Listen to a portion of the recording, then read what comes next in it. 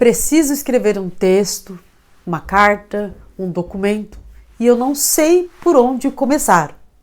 Olá, eu sou a professora Solange Tomiyama, sou doutora e mestre em Direito, advogada, coordenadora de curso e professora universitária há mais de 20 anos.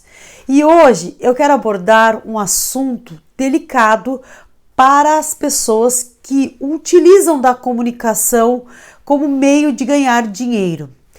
Vocês bem sabem que o advogado, o bacharel e até mesmo as pessoas que trabalham com o público, elas precisam se comunicar de uma maneira clara, objetiva, técnica e estruturada para poder alcançar, para poder então ser entendida e passar a informação correta.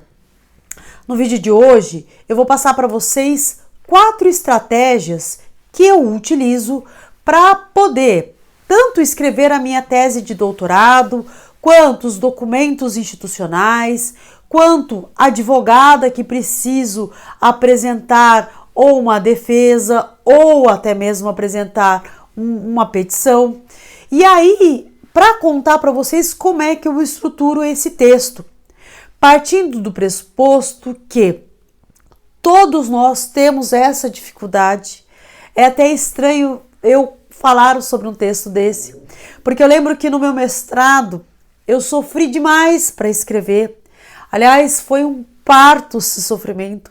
Se eu não tivesse amigos como Rui, como o Dr. Luiz Manuel, que ficaram na minha cabeça me cobrando para escrever, para começar com uma página por dia, talvez eu não tivesse concluído o mestrado. Então, a gente vai abordar primeiro quais são as dificuldades para então chegarmos na estratégia. Então, quais são as dificuldades mais comuns que um profissional, uma pessoa encontra na hora de escrever um documento formal, ou um documento que seja que tenha detalhes e que seja importante? Primeiro, insegurança, porque você não está acostumado a escrever. Então, de repente, é usual aquele uso coloquial das palavras, como é no WhatsApp, ou no e-mail, ou no Messenger.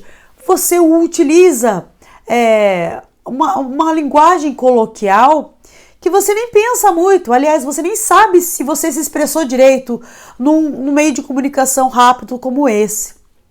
Então, quando vai ser transportado para um documento, seja uma prova, seja uma peça, seja até mesmo numa monografia jurídica, numa dissertação, numa tese de doutorado, você tem uma insegurança natural.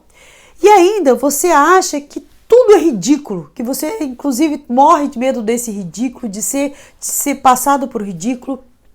E nessa hora a gente trava, justamente porque o medo, ele é capaz de nos paralisar ao ponto de acharmos que tudo é ruim e que não vai ser no nível esperado, não vai ser a contento.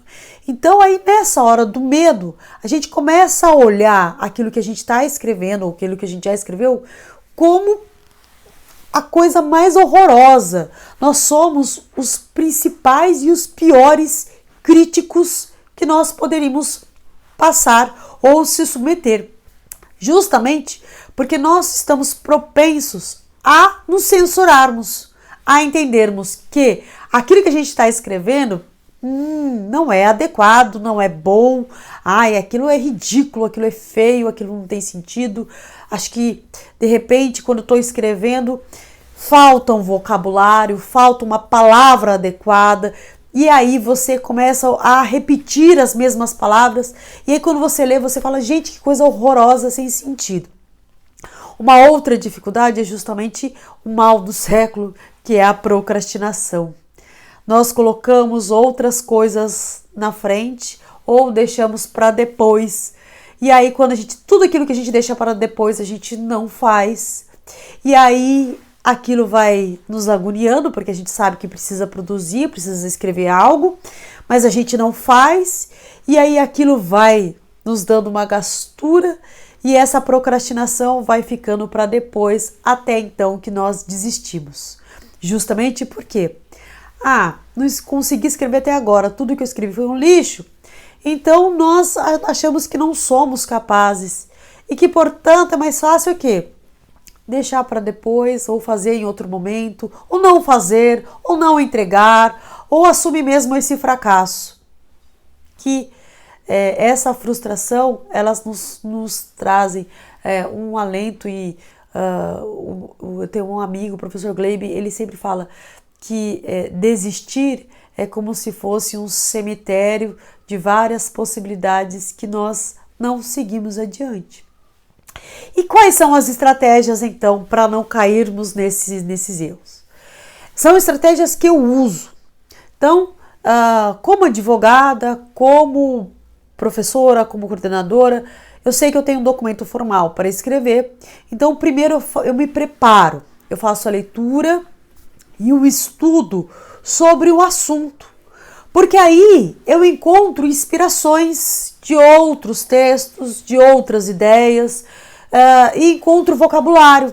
Então, primeiro, antes de tudo, eu estudo, eu leio bastante sobre aquele determinado assunto.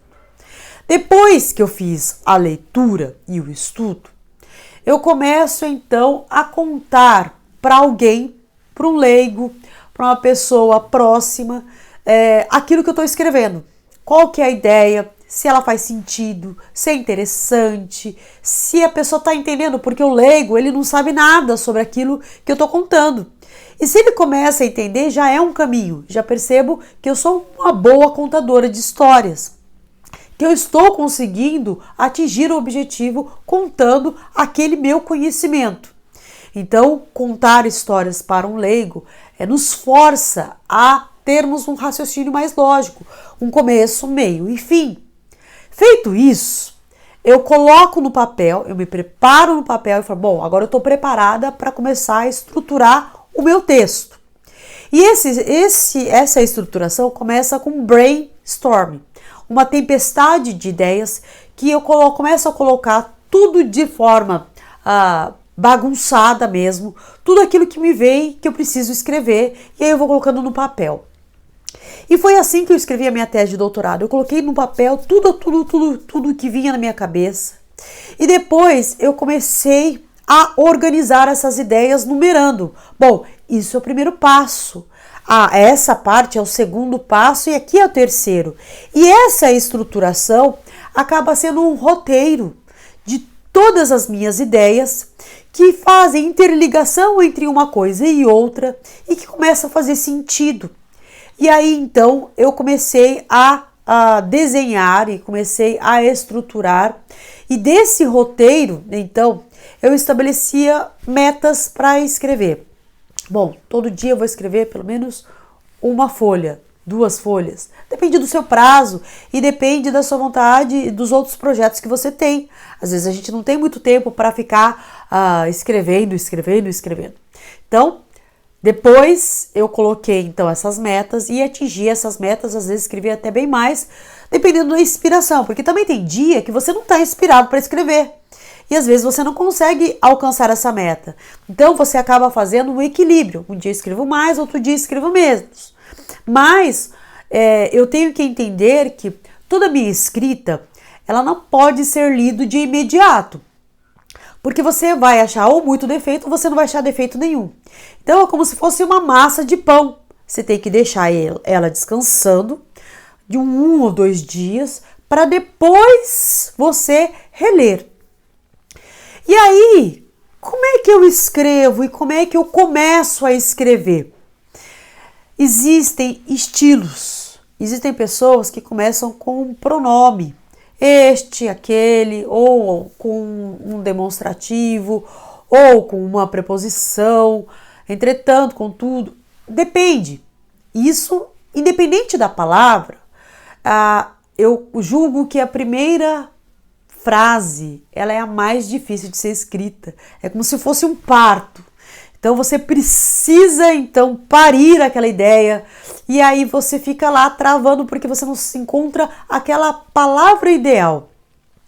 Não me importa a palavra ideal. Eu inclusive deixo um espaço.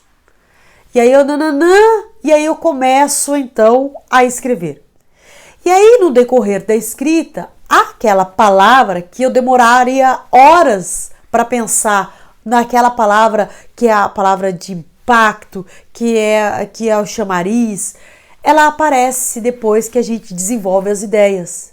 Então, como é que eu escrevo? Eu deixo espaço e começo já a desenvolver a ideia pensando, depois eu acho a palavra e uso qualquer substantivo, pronome, e aí depois eu encontro a palavra que eu vou substituir. Eu não me prendo àquele primeiro obstáculo, que é a primeira palavra, porque provavelmente ela vai mudar e provavelmente ela vai ser até mais adequada depois de pegar embalo aquela engrenagem, ok? Bom, e o que a gente conclui com tudo isso? Todo mundo tem uma dificuldade na vida quando começamos ou quando não temos a expertise, o hábito e até mesmo aquele trajeto de fazer algo. E com a escrita não é diferente. Aliás, o trabalho intelectual é até mais complicado porque você não vê ele crescer. O trabalho intelectual, diferente de um trabalho braçal, você vê, hoje eu carreguei 10 sacos de cimento. Você não vê, você vê depois de pronto. Então é complicado você ver, olha, hoje eu estou progredindo. Então não seja uma censura crítica pior do que aquele seu inimigo. Deixa de lado e escreva, mesmo se for no ridículo, mesmo se for horrível, porque depois você vai ver que pronto, você fala, nossa, eu escrevi isso e ficou até bom, tá bom? E mal feito é melhor que não feito, tá? Então depois você vai aprimorar e você vai ganhando ainda mais confiança, tá bom? Bom, espero que você tenha gostado do vídeo. Se você gostou, compartilha com alguém que precisa fazer uma petição, que precisa fazer uma monografia de final de curso, um mestrado, um doutorado, uma dissertação, né, ou uma tese. E, de repente, ele encontra uma luz para dar andamento e eu possa, de uma forma muito sutil e humilde, tentar te ajudar daqui, com muito carinho para você daí, tá bom? Te vejo no próximo vídeo, um grande beijo, tchau, tchau!